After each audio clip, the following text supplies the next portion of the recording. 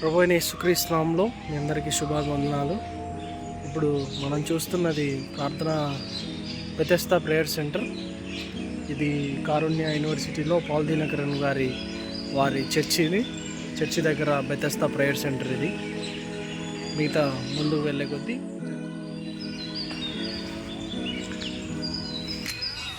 ఇప్పుడు మనం లోపలికి వెళ్తున్నాం ప్రార్థన గోపురపు సెంటర్కి. ఇది మనం చూసినట్లయితే ఇది ఈవెంట్స్ నోటీస్ బోర్డు ఇక్కడ జరుగుతున్నవి. ఇది లోపల రాగానే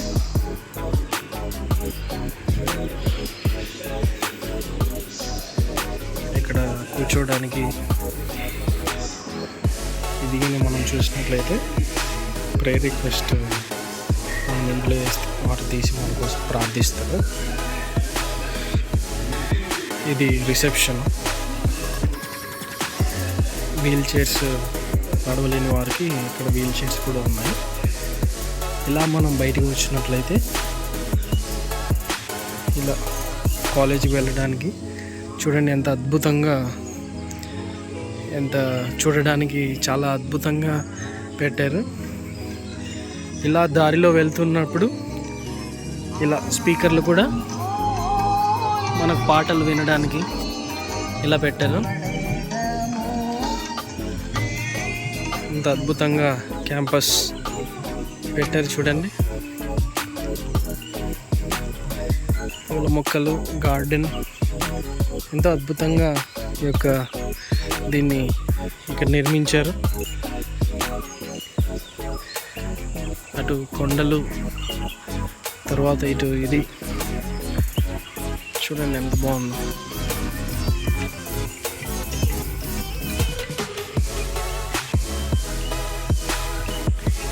ఇప్పుడు మనం చూడబోయేది బెతెస్దా ప్రేయర్ స్థలం. చూడండి పాటలు కూడా వెళ్తున్నప్పుడు వినడానికి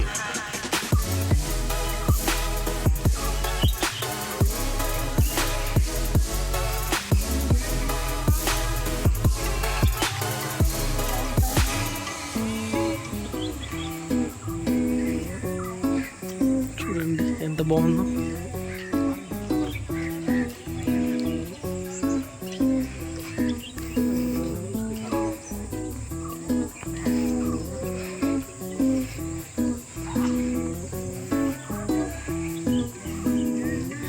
ఇలా మనం వెళ్ళినట్లయితే ఇప్పుడు మనం చూడబోతుంది బెతెస్దా పూల్ అంట. వెళ్దాం, లోపల ఎలా ఉంటుందో కూడా చక్కగా చూద్దాం. చూడండి బెతెస్దా పూల్ అని ఇక్కడ రాయడం జరిగింది. ఇప్పుడు మనం వీటికి లోపలికి వెళ్తున్నాం. ఎప్పటికప్పుడు క్లీనింగ్ కూడా జరుగుతుంది ఇక్కడ. చూడండి అక్కడ ప్రార్థన కూడా చేసుకుంటున్నారు. ఎంతో అద్భుతంగా ఇలా పెట్టారు చూడండి. ఇది పూల్. ఇలా చక్కగా వాటర్ మరి అయిపోయినట్టున్నాయి ప్రస్తుతానికి. మరి ఏమన్నా ఫిల్ చేస్తారేమో. ప్రస్తుతానికి ఇక్కడ ఇలా ఉంది. గోపురాలు ఇలా ఉంది.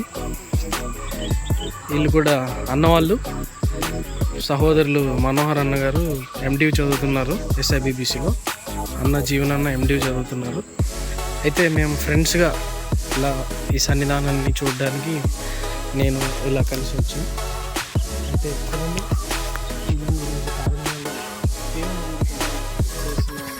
కార్యాలు సాక్షి రూపంగా ఈ యొక్క స్థలంలో ఉండడానికి దేవుడు ఎంత కృప చూపారు. నిజంగా చూడండి క్యాంపస్ చాలా బ్యూటిఫుల్ ప్లేస్.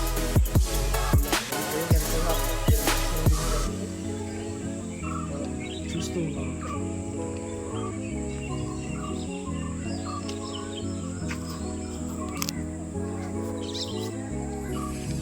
ఇది కూడా ఒక కూర్చొని ప్రార్థన చేసుకోవడానికి ఫ్రెండ్స్గా వచ్చినప్పుడు మరి ఒక ప్రేయర్ రిక్వెస్ట్ ఫామ్ కూడా పెట్టారు ఇక్కడ. ఇలా వాటర్ కింద, వాటర్ పైన ఇలా చూడండి. మళ్ళీ ఇలా వెళ్ళడానికి దారి.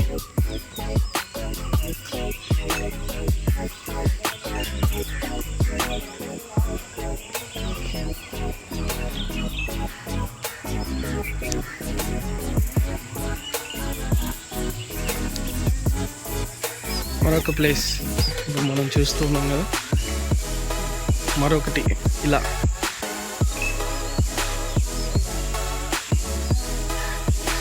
ఎక్కడికి అక్కడ వెళ్తున్నప్పుడు మనకు పాటలు వినడానికి బోస్ స్పీకర్ల ద్వారా పాటలు.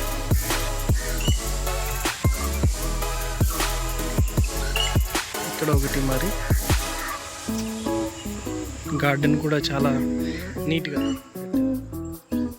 ఇప్పుడు మనం వెళ్ళాము. Rice go your way your faith has made you well. Chapter 17 verse 9. ఇప్పటివరకు ప్రార్థనా గోపురాలను చూడగలిగాం. ఇప్పుడు మనం వెళ్తున్న స్థలం ఏంటంటే స్టేషన్స్ ఆఫ్ ద క్రాస్ అని మనం ఇక్కడ చూస్తూ ఉన్నాం. ఇక్కడ ఒక మెనూ బోర్డు ఇచ్చాడు. Stations of the cross, vision centre, counselling centre, meditation centre, LOV auditorium, rest rooms, way out. ఇక్కడ ఈ క్యాంపస్లో ఉన్న అన్నిటినీ మనకి ఇక్కడ చూపించడం జరిగింది. అయితే మనం ఇలా వెళ్తే స్టేషన్స్ ఆఫ్ ద క్రాస్ తర్వాత ఇక్కడ మనం చూద్దాం. ఇది left side view, Bethesda centre యొక్క లెఫ్ట్ సైడ్ వ్యూ. పూర్తిగా మనం బాగా చూసినట్లయితే పైన గోపురం సిలువ,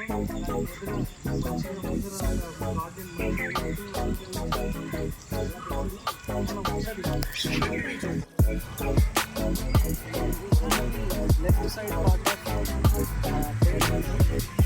చూడండి ఎంత బాగా అలంకరించారు. కింద వాటర్ గార్డెన్ చూడడానికి, కూర్చోడానికి, ఇక్కడ ఫోటోస్ తీసుకోవడానికి చూడవచ్చు మనం. ఇక్కడ మనం చూసినట్లయితే అది college science and technologies of Karunya university. అక్కడ సైన్స్ అంతా ఉంటుంది. ఓవరాల్గా వ్యూ మనం చూసినట్లయితే లెఫ్ట్ సైడ్ వ్యూ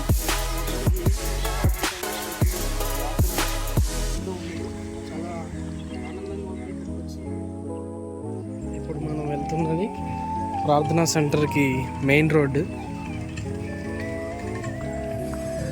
ఇక్కడ చూసినట్లయితే డ్రింకింగ్ వాటర్, తాగడానికి నీరు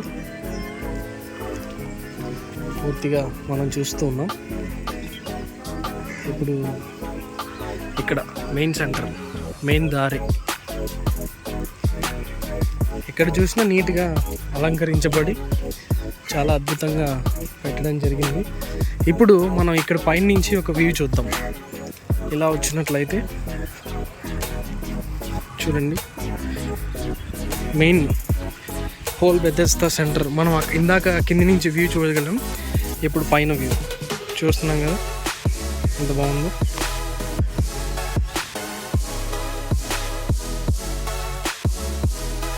చూస్తున్నాం కదా ఇలా వ్యూ ప్రార్థన చేసుకోవడానికి ఎంత అద్భుతంగా.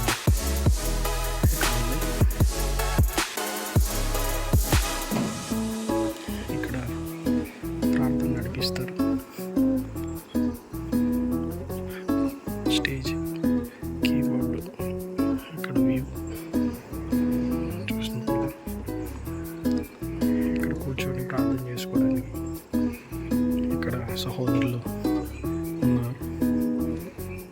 కూర్చొని ప్రార్థన చేసుకోవచ్చు. మొత్తం ఇలా మనం చూసినట్లయితే ఫ్రంట్ వ్యూ ఇలా పైన కూడా ఎంతో అద్భుతంగా చూడండి.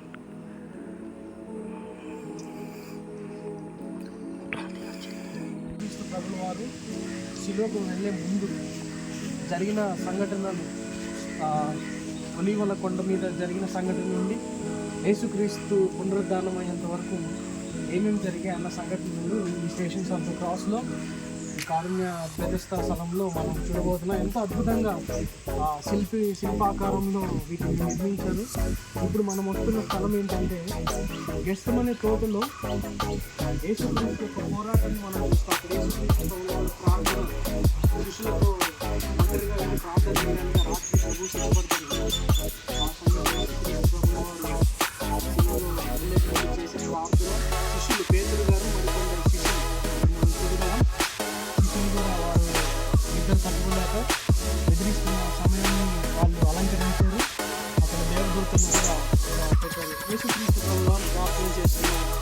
దృశ్యాన్ని మనం చూడగలం. ఇక్కడ మనం చూసినట్లయితే గెత్సేమనీ ప్రభువైన యేసు పోరాటము అన్న సంఘటన మనం చూడగలం. నెక్స్ట్ మనం ఏదానికి వెళ్తున్నామంటే ప్రభువైన యేసుక్రీస్తు ప్రభుల వారి శిష్యుడైన యూదా ఆయన అప్పగించే విధానాన్ని మనం చూడగలం.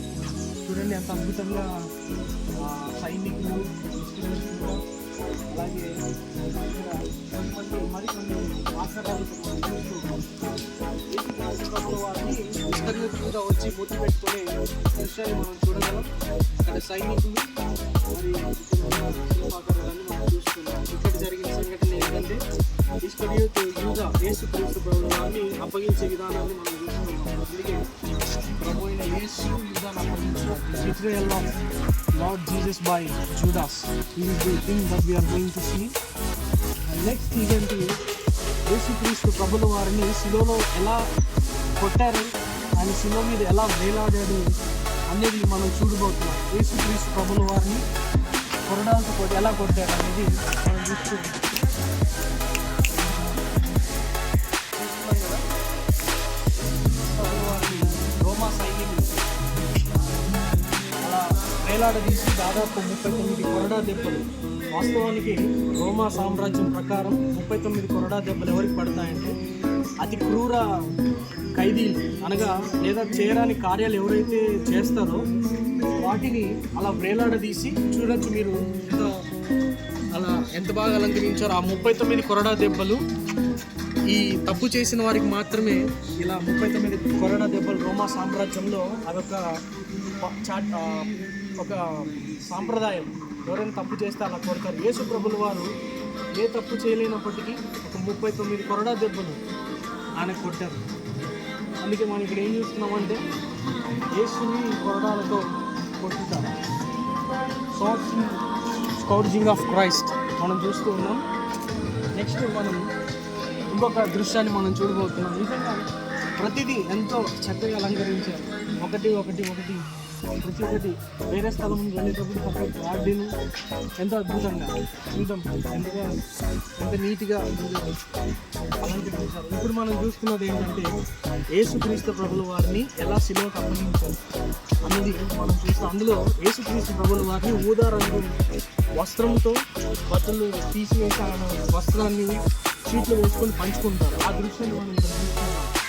యేసుని శిలువకు అప్పగించారు. Delivering of Christ to the cross ఇక్కడ మనం చూస్తున్నాం.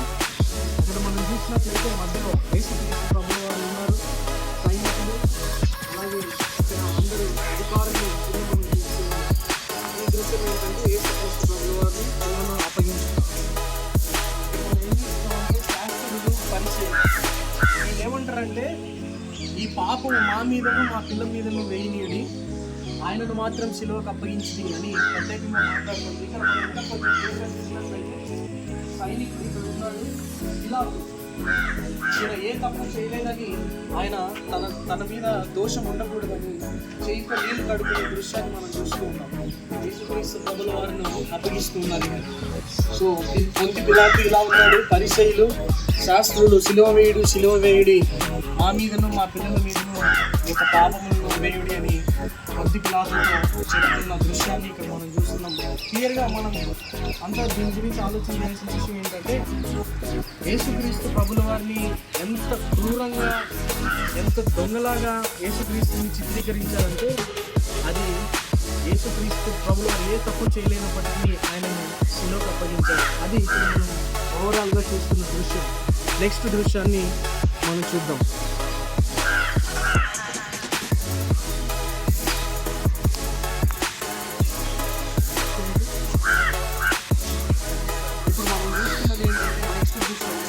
యేసుక్రీస్తు ప్రభుల వారిని వీధుల గుండా శిలువను మోయించడం. నిజంగా మరియమ్మ తల్లి గారు ఆ యొక్క రక్తాన్ని కారడం తట్టుకోలేక యేసుక్రీస్తు ప్రభుల వారికి రక్తం తుడవడానికి ఒక గుడ్డను తీసుకుని వస్తుంది. ఇప్పుడు మనం చూస్తున్నది ఏంటంటే యేసుక్రీస్తు ప్రభుల వారు శిలువను మోసుకొని పోవట. ఆ కపాల స్థలానికి యేసుక్రీస్తు ప్రభుల వారు శిలువను తీసుకెళ్తున్నారు. అక్కడ వీధులలో అందరూ పైనుంచి ఈయన ఎవరో చూడాలని శిలువ ఎవరికి వేస్తారంటే సాధారణంగా దొంగకి కానీ తప్పులు చేసిన వారికి కానీ ఖైదీలు కానీ శిలువ పట్టుకొని వేస్తారు. అందుకే అక్కడి నుంచి పైనుంచి వీళ్ళు చూస్తున్నారు చూడండి ఎవరు ఈయన అని మనం చూస్తూ ఉన్నాం.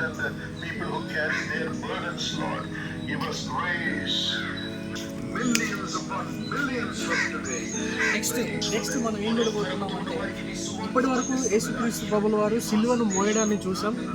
ఇప్పుడు మనం చూస్తున్నది ఏంటంటే ఇద్దరి దొంగల మధ్యలో యేసుక్రీస్తు ప్రభుల వారు చివరిగా వేలాడదీయడం మనం చూస్తూ ఉన్నాం. చూడండి, ఏ తప్పు చేయలేనప్పటికీ యేసుక్రీస్తు ప్రభుల వారిని వేలాడదీశారు. ఆయన చనిపోయాడో లేదో అని తెలుసుకోవడానికి పట్టపులో బల్లెకు కొట్టుకోవడం దృశ్యాన్ని కూడా మనం చూస్తూ ఉన్నాం.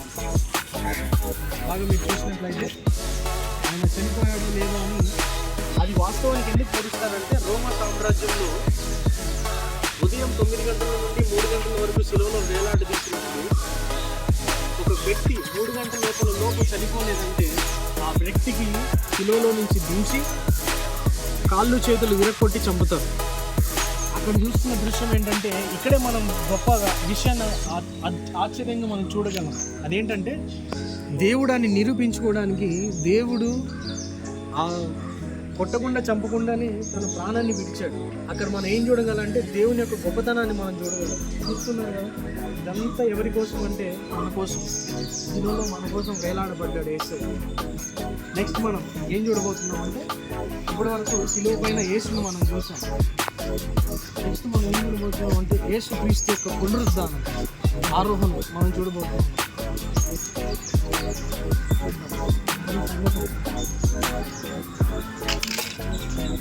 యేసుక్రీస్తు పునరుద్ధానం ఆ నుండి రాయి తొలగింపబడి మార్కు సువార్త 16వ అధ్యాయంలో రచించబడిన ప్రకారం యేసుక్రీస్తు సమాధి నుండి బయటికి రాబడి ఆరోహణమయ్యేది వెళ్ళేది సమాధి ఎవరైనా దుబారా పిల్లడితే సమాధి ఎదుట చిన్నపిల్లలుగా మా పెట్టిన